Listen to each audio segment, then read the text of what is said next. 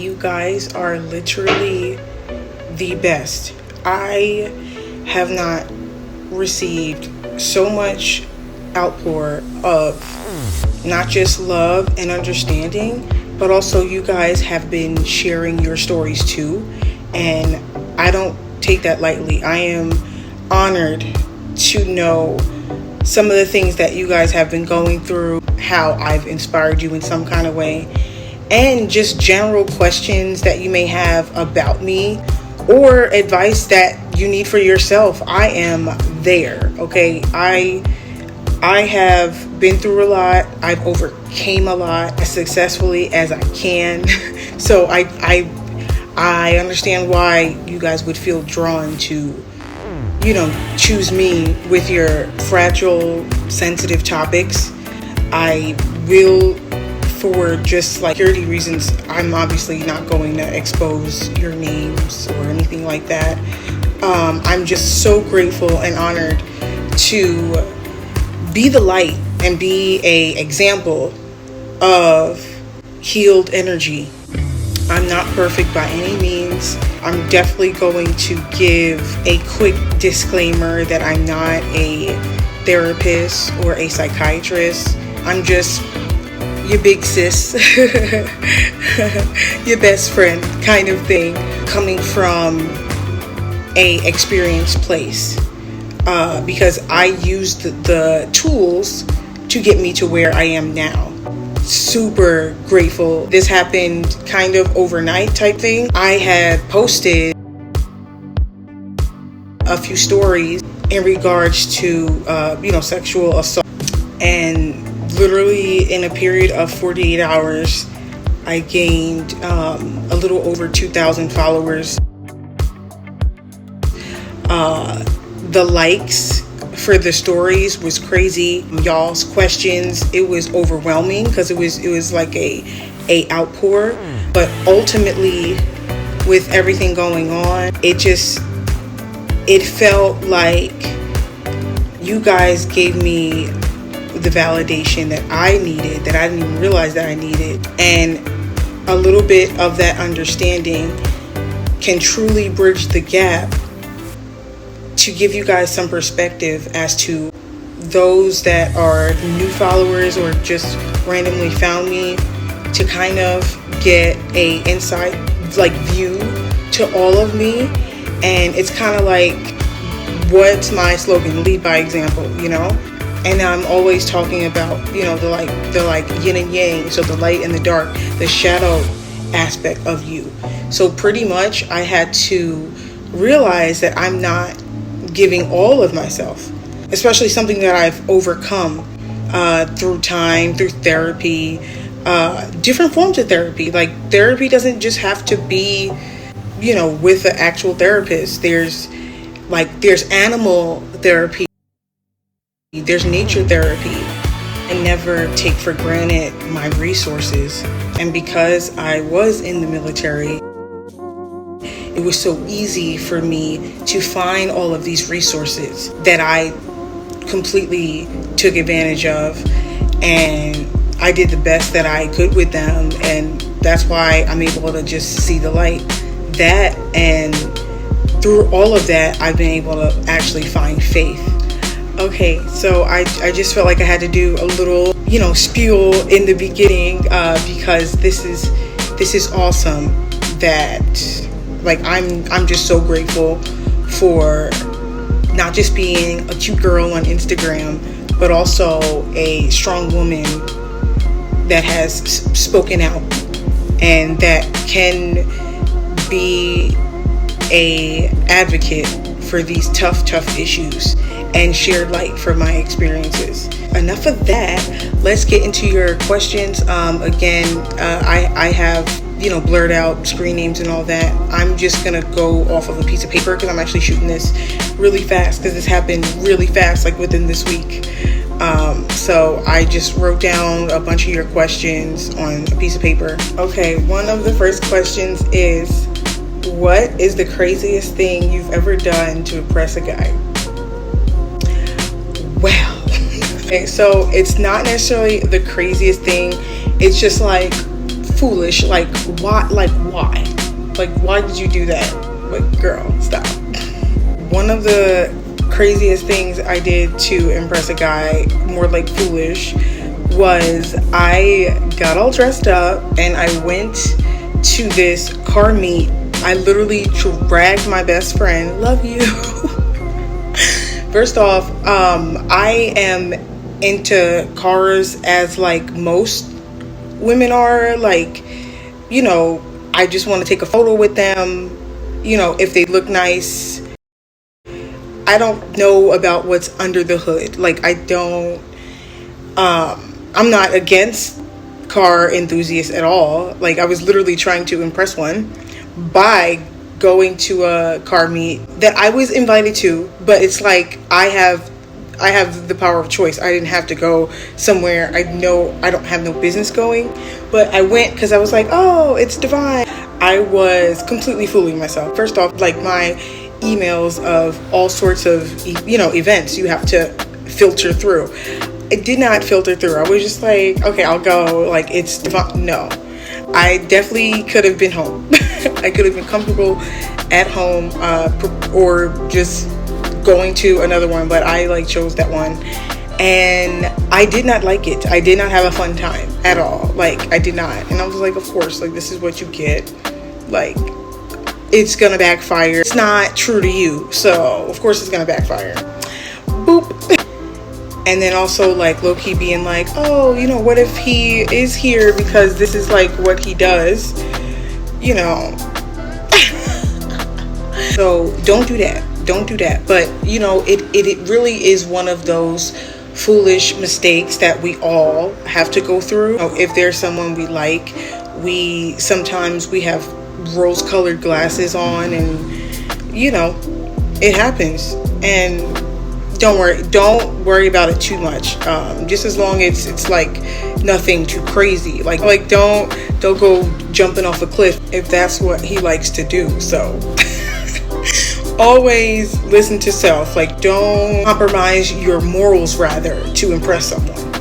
Like, if you do something foolish to impress someone, you live and you learn, hopefully, and you don't have to redo that lesson with somebody else, because when you don't learn your lessons, it's just going to appear somewhere else. The divine, God has no time to play with us at all. If you didn't learn, you're going to learn with someone else, or, you know, something else.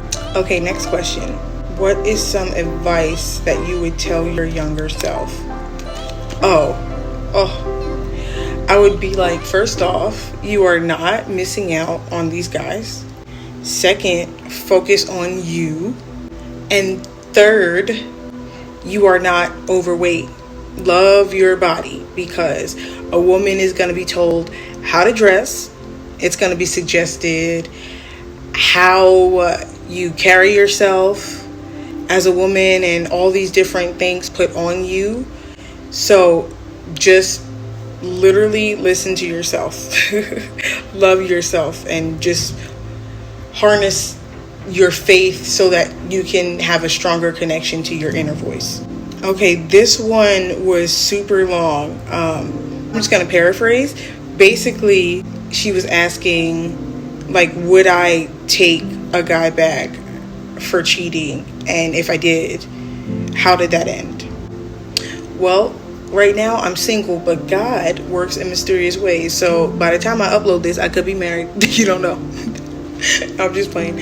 So yeah, I was 21 when I got cheated on. I was in the military. We were both military people. He was a lot older than me. He was 7 years older than me, which did not help because I was super naive. Like, I basically just got out from homeschooling and being pretty sheltered. So he took advantage of that, lame. Yeah, and he was only my second boyfriend, so go figure, how much experience I had, how much I kind of knew what to, look out for. Completely young and dumb, as they say, but I took him back, and he cheated on me again. So that was not fun. So then, for some reason, when he cheated on me a second time, that was when I really, cut him off. It took a little while for me. Like, I acted like I didn't notice, completely like saw the signs. I just wanted to play dumb because I loved him, girl. So if I were you, it depends on your situation and what you're willing to put up with. I think married people should stay together, but again, that depends on the circumstances. So I would really reassess like everything, write down what the situation is, and if it's looking crazy on paper, you probably like, you know what I mean? Sometimes you got to just see it black and white. This is a funny question that I have to watch how I word because I want to stay on the algorithm. You know, certain topics get you shadow banned. So, catch on. This person asks, when did I get on the flower? Put two and two together, guys. Make it work. The first time, I was a grown woman. I was 25. I was out of the military. I was also in college. So shout out to people in college right now, especially in college during the pandemic. I was one of them. I actually graduated in 2020. I got my bachelor's degree. Woo! I put myself through school, so hey. But yeah, shout out to you guys because it's super stressful, and then with the, you know, at a pandemic, that's a lot. Pretty much everyone that I've spoken to, they are like looking at me like, are you serious? 25? What? I was like, yeah, it's just my experience. It's just what it was. Yeah, to this day, I absolutely support it. Like, once you do your research and you're a grown-up, I'm not promoting kids with this, but if you're a grown-up watching this and you've never or you're curious, definitely do your research. I did mine and it worked for me. Next question. So this question was super heavy. Like, when I was reading it, I was almost in tears. This person is a victim of child and adult, sexual abuse and trauma, and they're trying to figure out how to tell their family about it. So as someone who has went through the same thing as you, if you're watching this, I just want to commend you for your bravery, for sharing your story with me, because it's just none of my damn business. And just thank you for trusting me as your safe space. I am elated. What I would do if I were you, again, everything's situational, and I'm no therapist. I'm just someone that has taken the steps with it. Maybe bring them all together, depending on how many people of the family you want to tell. I wouldn't set it up as if you're doing like some sort of like surprise party. Not that they should be blaming you or anything like that, because this is your story, your experience, and something that happened to you. You said that this happened to you as a child as well. So, you know, it's a lot to unpack, because these people were the ones taking care of you. So, you know, it shouldn't be that surprising if it was in their face. You know, like, there's just certain warning signs of no parent should ever overlook. And if they are, they're lying to themselves, and that's even worse.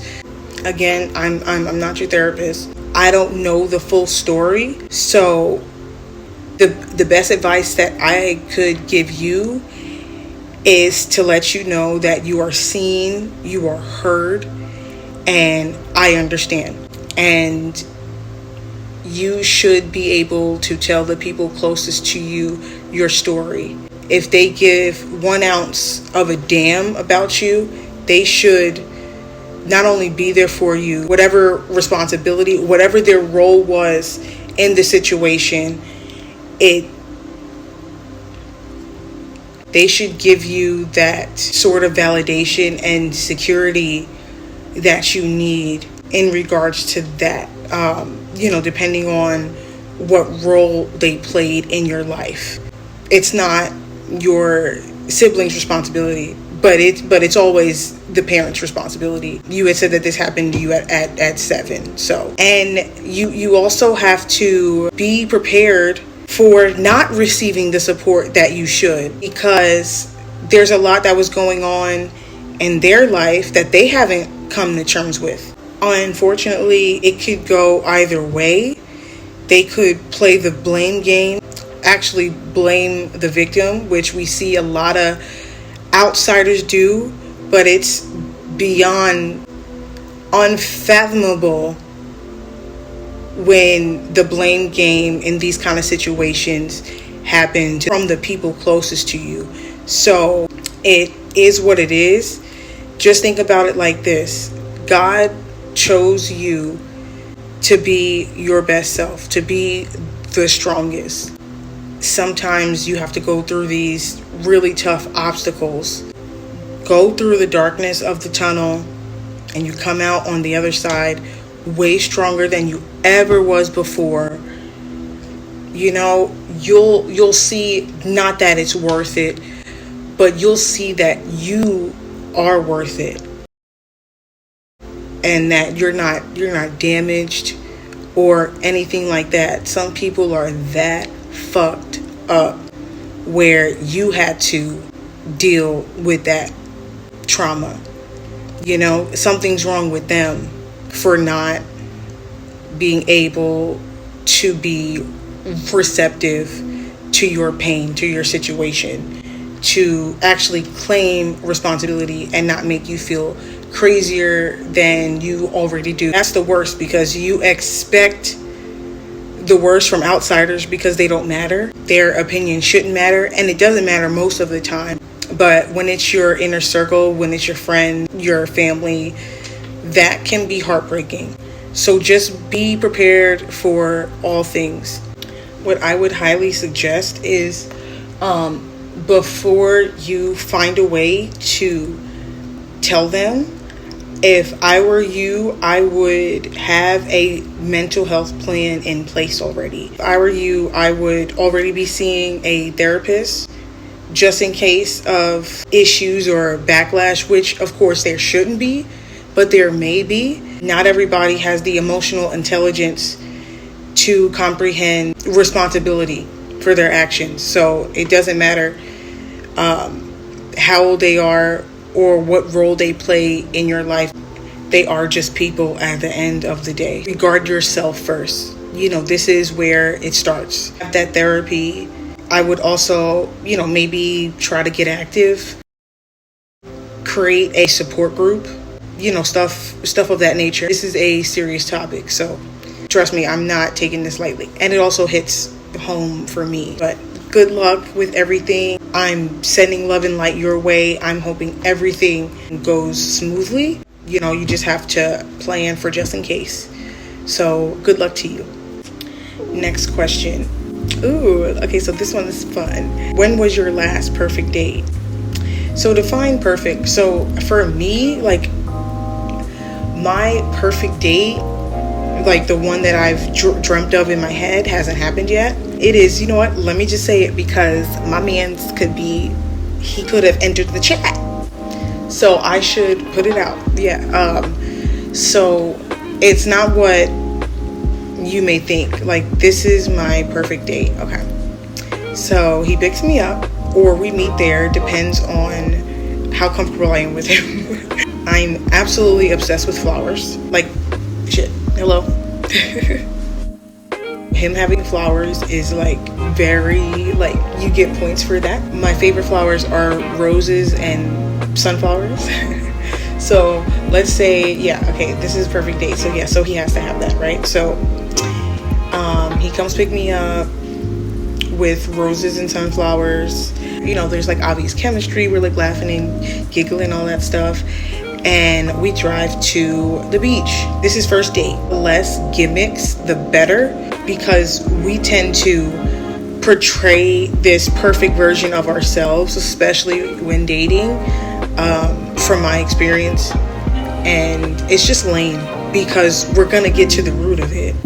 So I would much rather know who you are the quickest without all the gimmicks, because it's really easy to be swept away in the romance of it all. And I love romance, passion, all that fire stuff. From my experience, it's really important to just tone it down a little bit. Okay, let me stay back on topic, right?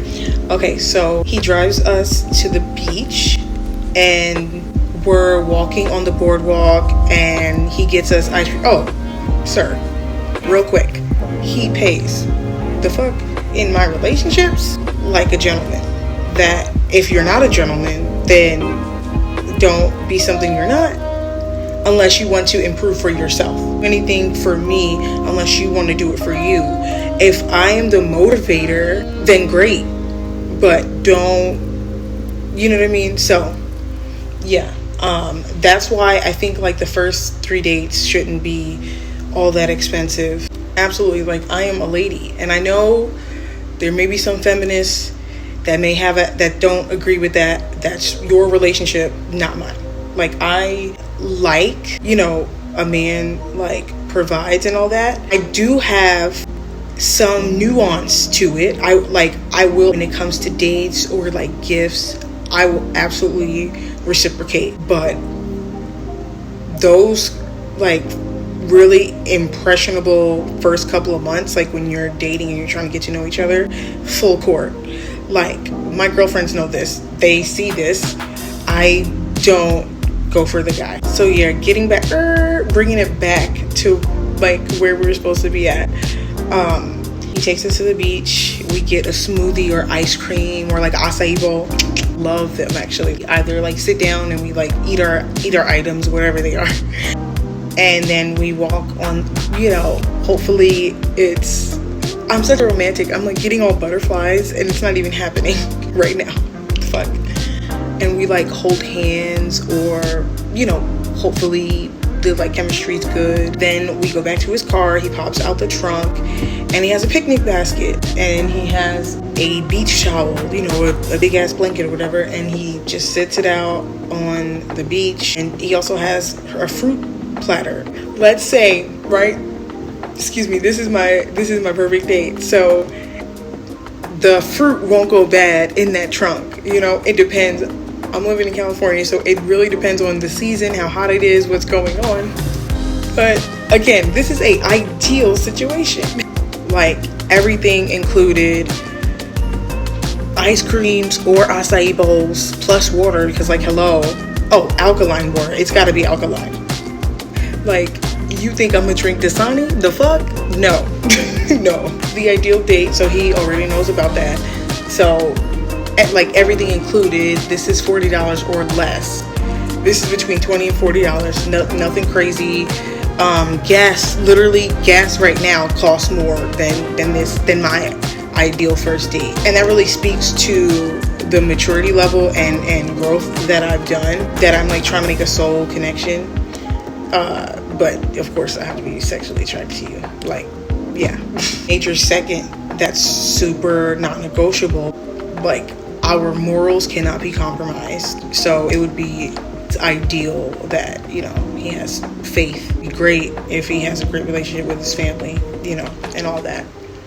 But I mean, if not, you know, God knows what he's doing. Okay, next question. What's your favorite food and why? Honestly, I'm just gonna say homemade, and I'm really glad that I gave that answer because I'm such a foodie. Love food. So by me saying homemade, so I do enjoy cooking and, you know, baking and creating. It's fun. It really ignites your sacral chakra. I used to love watching the show called What Not to Wear, which is basically transformation, like from drab to fab. I love the before and after kind of thing. So when it comes to cooking, I get to read the recipe card or just instinctively cook, and it's like I took these ingredients and then I made something of it. So that kind of creation, and no one's gonna put the kind of love in your food like you know what I mean? So it's really, really fun. And if you're watching what you eat, you can literally manage everything, meal prep, whatever. So I would just say homemade. And those are the reasons why.